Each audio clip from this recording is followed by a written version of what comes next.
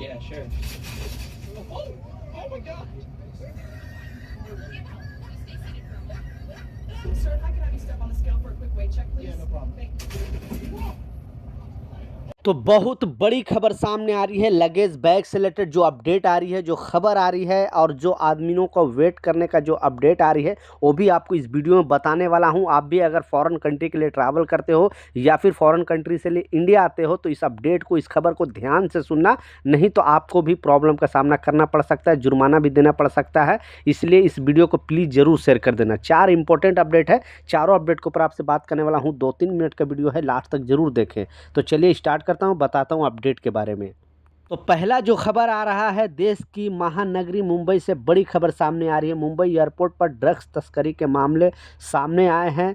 निदेशालय के राजेश खुफिया डीआरआई की एक मुंबई जो जोनल यूनिट के एक गुप्त सूचना के आधार पर 79 करोड़ की कोकीन बरामद किए गए। ये कोकीन 2 महिला यात्री के बैग से मिली जो बैंकॉक से मुंबई पहुंची थी। जांच के सामने आने के दोनों कोकीन को बेहद चालाकी से छुपाने की कोशिश की थी, लेकिन डीआरआई अधिकारियों के सतर्कता के कारण यह जालसाजी ज़्यादा देर तक छिपी नहीं रह सकी। जैसे ही बैग खोला गया, अधिकारियों को भी होश उड़ गए, क्योंकि दिखने में मासूम लग रहे थे और खिलौने के पैकेट में भारी मात्रा में कोकीन छुपाई गई थी। कैसे पकड़ेगी दोनों की महिलाओं की ये जो चालाकी है। डीआरआई अधिकारियों को गुप्त सूचना के मिली थी। बैंकॉक से आने वाली फ्लाइट में 2 महिला यात्री भारी मात्रा में ड्रग्स लेकर आ रही थी। जैसे ही वे छत्रपति शिवाजी महाराज इंटरनेशनल एयरपोर्ट पर आती हैं, बाहर निकलने लगते अधिकारियों ने उन्हें रोक देता है। जांच के दौरान उनके बैग से जो स्कैन किया गया उनके बैग में और उन जो फिर मैनुअली चेकिंग की गई तो बैग से 22 पैकेट निकले जो ईंट के आकार में जैसे दिख रहे थे। ये पैकेट खिलौने के डब्बे में बाखूबी छुपाए गए थे। जब उन्हें खोला गया तो सफ़ेद पाउडर नुमा पदार्थ मिला। डीएनपीसी फील्ड टिक टेस्ट के इस पुष्टि की गई और ये पता चला कि ये कोकीन है। डीआरआई ने कुल लगभग 8 केजी जो कोकीन है बरामद किया। अंतर्राष्ट्रीय बाजार में इसकी कीमत आप समझ सकते हो 80 करोड़ बताया जा रहा है। इस तो एयरपोर्ट पुलिस इन दोनों जो महिलाएं थी उनको गिरफ्तार किया गया है और इनको महिला को गिरफ्तार करके जेल भेजा गया। इनके सामान जो है वो सारे जब्त कर लिया गया है और हिरासत में भेजने के बाद डीआरआई अब यह जांच कर रही है कि इस नेटवर्क के पीछे कौन कौन लोग शामिल है, इसका कनेक्शन किन देशों में है।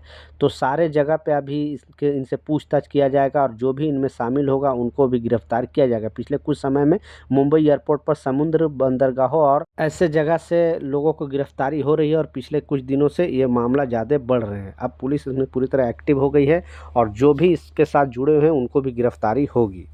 दूसरा जो इम्पोर्टेंट अपडेट है वो भी बहुत बड़ी खबर सामने आ रही है। इस खबर में जो बताया जा रहा है, तो आज फिर से विदेश से आने वाले एक जो मैडम है उनको गिरफ्तार किया गया है दिल्ली एयरपोर्ट पर।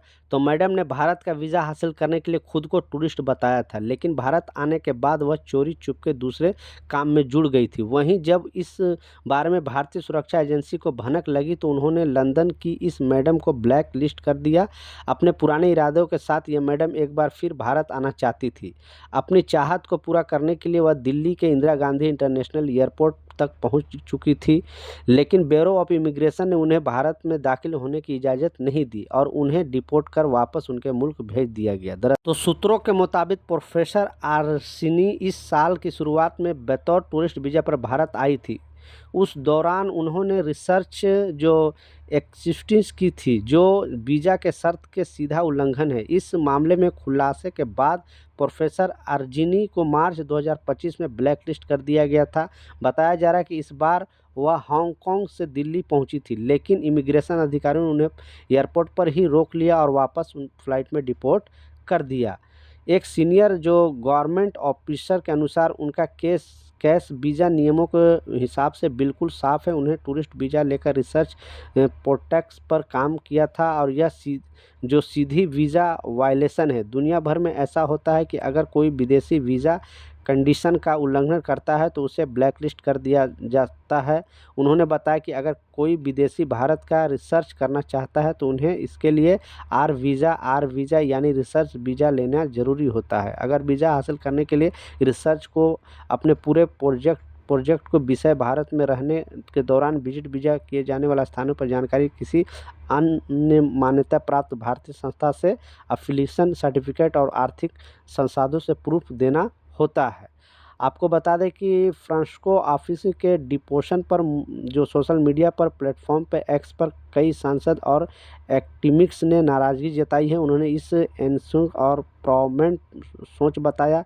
इसके बाद जवाब में अधिकारियों का इसका कहना है किसी भी देश का यह सोरन्स राइट है कि वह किसी विदेशी नागरिक को प्रवेश देने या ना देने का फैसला करे। उन्होंने कहा कि जब कोई व्यक्ति ब्लैक लिस्ट हो चुका होता है तो डिपोशन में वक्त कारण बताया अनिवार्य होता है।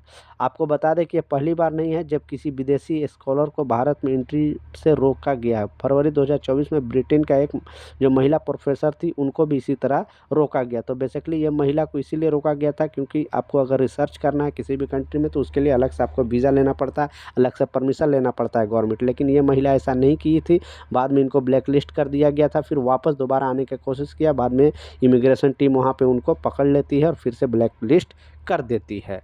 तो आप भी अगर किसी कंट्री में जाते हो तो हर चीज़ के लिए वहाँ पे अलग तरह का वीज़ा होता है, तो उस वीज़ा के प्रोसीजर को पहले समझे, उसके बाद ही आप अदर कंट्री में जाकर रिसर्च कर सकते हो। या फिर स्टूडेंट अगर पढ़ना है तो वहाँ पे पढ़ने के लिए अलग वीज़ा लेना पड़ता है, टूरिस्ट अगर वहाँ घूमना है तो उसके लिए अलग वीज़ा, हर कंट्री का अलग अलग प्रोसीजर होता है, उससे आपको निभाना पड़ता है, नहीं तो सीधा आपको एयरपोर्ट से डिपोर्ट कर दिया जाएगा, यानी ब्लैक लिस्ट कर दिया जाएगा। तीसरा और जो सबसे इम्पोर्टेंट अपडेट है, आपने बिल्कुल सच पढ़ा है क्योंकि आपको स्क्रीनशॉट पर भी लगा कर दिखाया, क्योंकि थोड़ा दिन पहले भी आपको न्यूज़ में बताया था कि अब क्या होगा कि एयरपोर्ट जो अथॉरिटी है बेसिकली एयरलाइंस है, दुनिया के जितने एयरलाइंस है जल्दी से जल्दी ये नियम लाने वाली है कि जो लोग बेसिकली जिनका वेट ज़्यादा है उन लोगों पर डबल असर पड़ने वाला है इसका, क्योंकि एयरलाइंस का कहना है कि जो आपका सामान है, लगेज बैग है, वो तो वेट होता ही होता है। आपको पहले क्या होता था, 1-2 केजी का छूट दे दिया जाता था कि थोड़ा इधर उधर तो चल जाता था, लेकिन एयरलाइंस का कहना है कि अब जहाँ पे बोर्डिंग कार्ड यानी जहाँ पे गेट होता है वहाँ पर भी एक मशीन लगाया जाएगा और जो भी है आपका लगेज बैग या hand bag, basically hand bag, वहाँ पर चेकिंग किया जाएगा। थोड़ा भी अगर उसमें ज़्यादा सामान है तो उसके लिए आपको या तो जुर्माने देने पड़ेंगे अगर लेकर जाना है, और नहीं तो वो सामान जितना है वो आपको खाली करना पड़ेगा। 7 केजी अगर टिकट में मेंशन है तो 7 केजी ही आप लेकर जाते हो। तो उसके साथ साथ बहुत सारे एयरलाइंस अब क्या कर रही है, बेसिकली अभी ये यूरोपियन कंट्री में स्टार्ट हो गया, लेकिन आने वाला दिनों में आपको पता है कि कुछ टाइम के बाद जो भी रूल सिस्टम यूरोप कंट्री में होता है उसके बाद खाड़ी देश से होते हुए इंडिया में भी आ जाता है। तो आने वाला दिनों में जैसा मैं स्क्रीनशॉट पर लगाकर भी दिखाया शॉर्ट वीडियो के माध्यम से कि ये फॉरेन कंट्री के बेसिकली यूरोप कंट्री के एयरपोर्ट पर अब क्या है कि जो ज़्यादा मोटे लोग हैं उनका भी वेट किया जाएगा, और लिमिट से ज़्यादा अगर आपको वेट है तो वो हिसाब से फिर आपको उसके लिए अलग से पे करना पड़ेगा पैसे, और नहीं तो फिर आपको जाने नहीं दिया जाएगा। जैसे आपने 2 वीडियो में देखा, जो लोग मोटे थे यानी उनको जो एयरलाइंस को लगता है कि इनका वेट ज़्यादा है तो फिर आपको अलग से इसमें क्यों, पहले आपको वेट होगा, आपका सामान का वेट तो होना ही होना है, आपका भी वेट होगा उसमें, और ज़्यादा हो गए तो प्रॉब्लम होगा। तो अब मोटे लोगों को डबल समझो तो डबल टिकट लेना पड़ेगा, इस तरह का चीज़ आ रही है, क्योंकि आप जुर्माना जितने दोगे उतने में तो आपका डबल टिकट हो जाएगा। तो अब एयरलाइंस का मतलब अलग ही सिस्टम है। आप इसके लिए कुछ ना कुछ नीचे कमेंट सेक्शन में ज़रूर बताना कि जो एयरलाइंस कर रही है और ये क्या सही है गलत है, क्योंकि जो लोग मोटे हैं अब इससे एक बेनिफिट क्या होगा कि जिनको फ़्लाइट के अंदर अगर बैठना है तो अपने आप को फिट कर सकते हैं। तो इस वजह से भी वो लोग बोल सकते हैं कि हाँ अपने आप को फिट करो। उसके बाद तो 2 थॉट इसमें सोचा जा रहा है, एक एयरलाइंस के मनमानी के बारे में और दूसरा है एयरलाइंस सारे यात्रियों पर ये चीज़ डाल रही है, ज़बरदस्ती डाल रही है ताकि वो खुद को फिट रखें और उनको ज़्यादा वेट वाले को मुसीबत का सामना करना पड़ेगा, इस वजह से वो इतना मोटे या फिर खाने पीने पर अपना ध्यान दे सकते हैं। तो आप क्या सोचते हैं नीचे कमेंट सेक्शन में ज़रूर बताना। तो ये कुछ अपडेट था, कुछ जानकारी था, मैं सोचा आप लोग के साथ शेयर करूँ। कुछ सवाल है, कुछ कन्फ्यूजन है, मिलता हूँ नए अपडेट के साथ, नई जानकारी के साथ। जब तक जय हिंद।